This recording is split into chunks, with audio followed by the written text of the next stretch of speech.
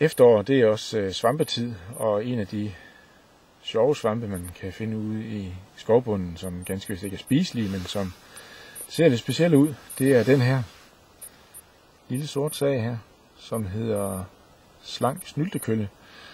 Og den kan man prøve at grave op, og så kan man få et lille indblik i, hvordan svampen i virkeligheden ser ud. Det er sådan, at det, der stikker over jorden af svampen, det er i virkeligheden svampens frugter.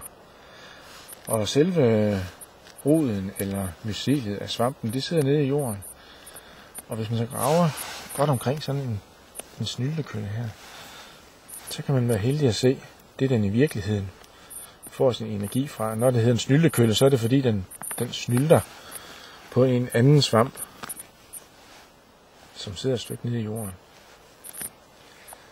Og prøv at se her. Der kan vi se snyltekøllens rødder. De gule, det er selve rodnettet, eller selve svampen. Og den fører os ned til. Se her, hvordan masser af gule rødder her. Og hvis vi er rigtig heldige, så kan vi i virkeligheden finde den svamp, som den snylter på. Den er lige her.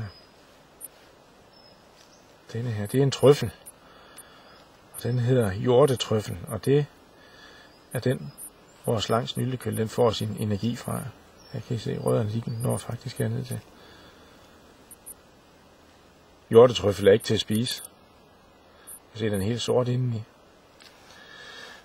De fleste urter og planter, vi har, det hedder noget med dyr. Fuglekirsebær og hjortetrøffel, det er ikke egnet til menneskeføde.